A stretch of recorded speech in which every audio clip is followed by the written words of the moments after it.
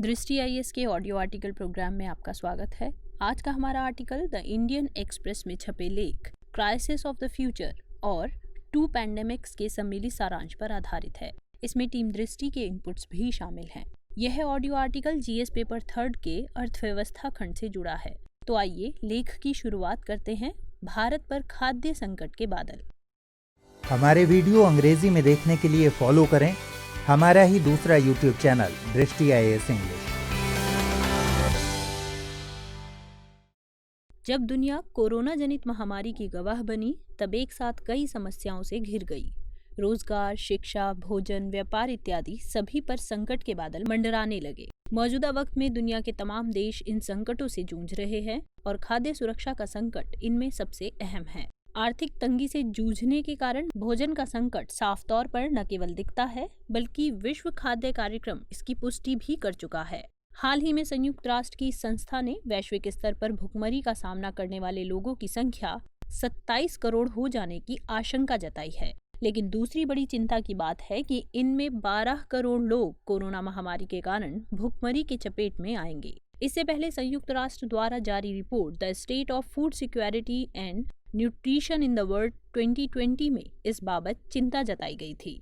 इसमें 2030 तक zero hunger यानी भूख को जड़ से खत्म करने के मकसद में कामयाब न होने की आशंका जाहिर की गई थी। हालांकि खाद्य सुरक्षा का मुद्दा कोई नया नहीं है, लेकिन कोरोना काल में लोगों को पर्याप्त भोजन न मिलने के चलते चिंता और बढ़ी है। भारत में तमाम सरकारी योजनाओं के बावजूद खाद्य असुरक्षा को खत्म नहीं किया जा सका है। लॉकडाउन के दौरान तमाम घटनाओं ने साबित किया कि भारत में भोजन का अधिकार अभी तक सुनिश्चित नहीं हो सका है। सरकार न केवल गरीब मजदूरों तक भोजन पहुंचाने में नाकाम रही, बल्कि देश के स्कूलों में बच्चों को मिड डे मील तक ठीक से मुहैया नहीं हो सका।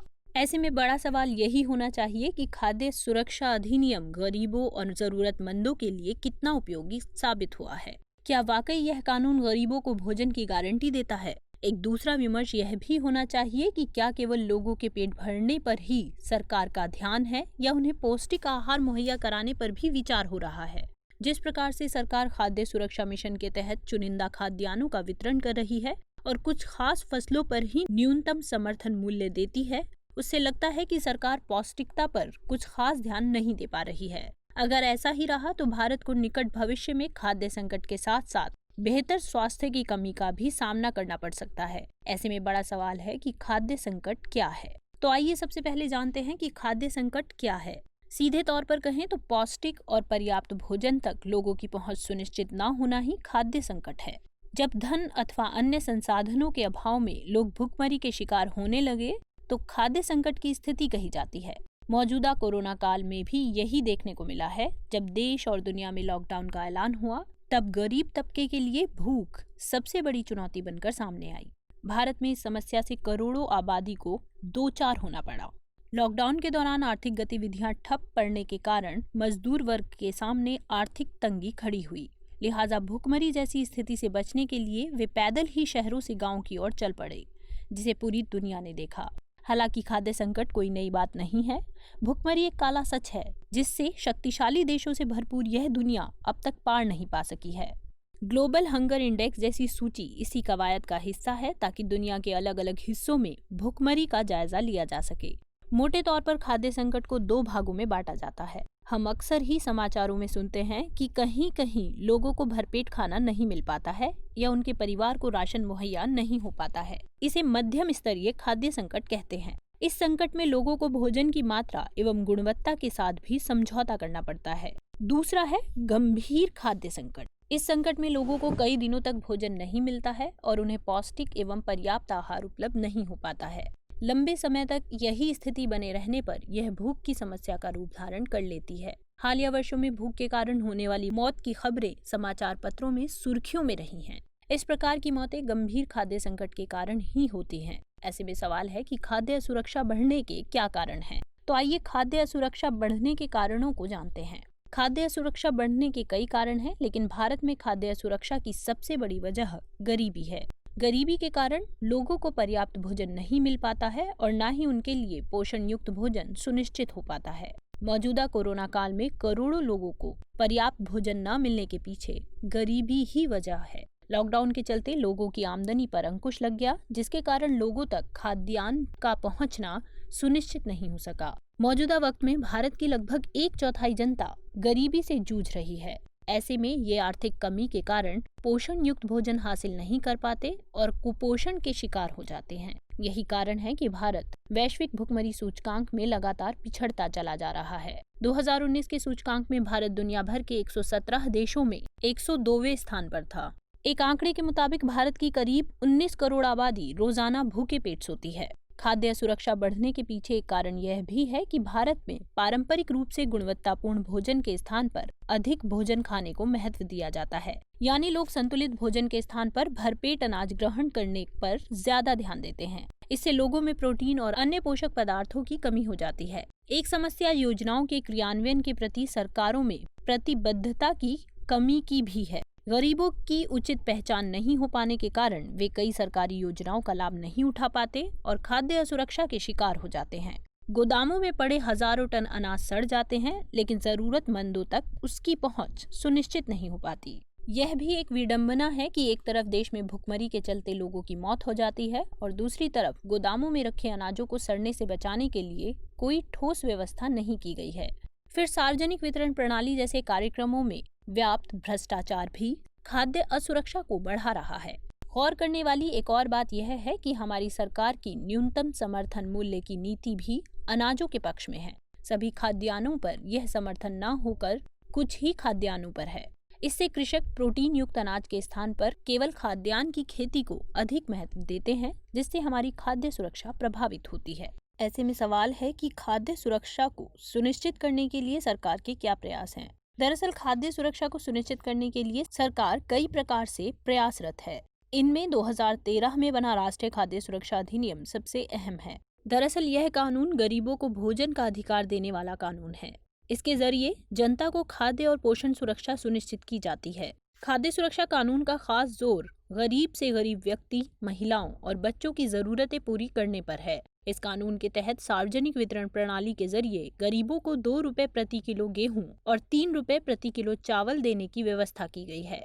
लाभार्थियों को उनके लिए निर्धारित खाद्यान्न को सुनिश्चित करने के लिए खाद्यान्नों की आपूर्ति न होने की स्थिति में खाद्य सुरक्षा भत्ते के भुगतान के नियम को 2015 में लागू किया गया। खाद्य सुरक्षा के स्तर को बनाए रखने के लिए राष्ट्रीय कृषक नीति को भी लागू किया गया है। इसका मकसद न्यूनतम समर्थन मूल्य कार्य प्रणाली को प्रभावी रूप से क्रियान्वित करना, कृषि उत्पादों को लाभकारी मूल्य प्रदान करना और किसानों को उचित ब्याज दर पर वित्तीय सहायता उपलब्ध कराना है। साथ ही सूचना और संचार प्रौद्योगिकी की सहायता से ग्राम स्तर पर चौपाल और फर्म किसानों के साथ उत्पादन के लिए साधन उपलब्ध कराना और अच्छी गुणवत्ता के बीज का प्रयोग बढ़ाना आदि भी इस नीति में शामिल है। खाद्य संकट से बचने के लिए सरकार समय समय पर खाद्य सब्सिडी भी जारी करती है।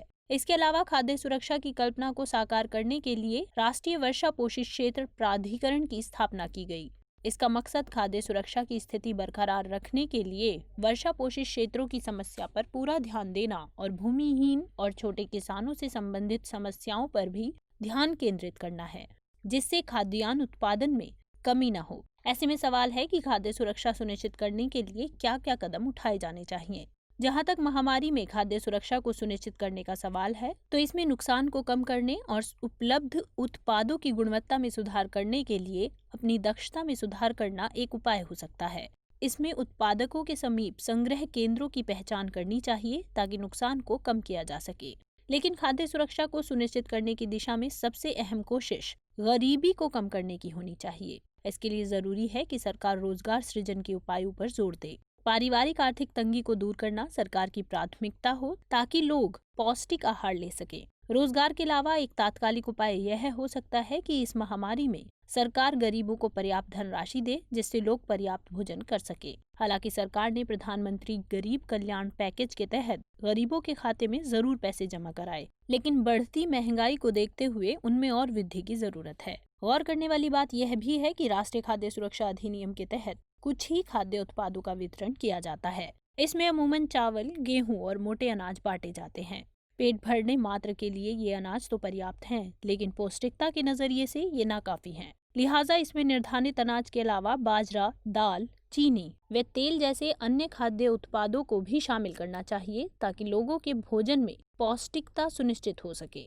जैसा कि हमने पहले भी जिक्र किया, सरकार कुछ चुनिंदा फसलों पर ही न्यूनतम समर्थन मूल्य देती है। कहने को तो सरकार 22 फसलों पर न्यूनतम समर्थन मूल्य देती है, लेकिन यह केवल धान और गेहूं के लिए ही प्रभावी है। बाकी अन्य फसलों के लिए यह केवल संकेत मात्र है। लिहाजा किसान चंद फसलों को ही उगाने के लिए बाध्य है। अगर सरकार पोषण देने वाली दूसरी फसलों पर भी न्यूनतम समर्थन मूल्य को प्रभावी बनाए तो खाद्य सुरक्षा में कमी लाई जा सकती है। एक सबसे अहम समस्या यह भी है कि खाद्यान्न उपलब्ध होने के बाद भी जरूरतमंदों तक यह पहुंच सुनिश्चित नहीं हो पाती है और अनाज गोदामों में सड़ जाते हैं। यानी नियमों के क्रियान्वयन में बड़ी समस्या है जिसे दूर करने की जरूरत है। यही कारण है कि इस लॉकडाउन के समय भी गरीबों को पर्याप्त अनाज मुहैया नहीं कराया जा सका। समझना होगा कि खाली पेट और मानसिक तनाव के साथ समाज और राष्ट्र का विकास नहीं हो सकता। खाद्य सुरक्षा किसी भी देश की मौलिक जरूरत है और इसके बिना विकसित राष्ट्र बनने का सपना तो कतई पूरा नहीं हो सकता। गरीबी, बेरोजगारी, खाद्य सुरक्षा जैसी मूल आवश्यकताओं पर गंभीर पहल के बिना हम मजबूत युवा वर्ग तैयार नहीं कर सकते। क्योंकि यह समस्या बेहद पुरानी है, इसलिए अतिशीघ्र ही इसका समाधान निकालना किसी भी सरकार की प्राथमिकता होनी चाहिए। बहरहाल खाद्य सुरक्षा को सुनिश्चित करने के लिए सरकार को गंभीर प्रयास करने होंगे, अन्यथा मजबूत और प्रतिभाशाली भावी पीढ़ी के लक्ष्य को हम हासिल नहीं कर सकेंगे। तो आइए नोट करते हैं आज का सवाल। भारत में खाद्य सुरक्षा बढ़ने के क्या कारण हैं? भोजन में पौष्टिकता सुनिश्चित करने के लिए किस तरह के प्रयासों की जरूरत है? विवेचना कीजिए।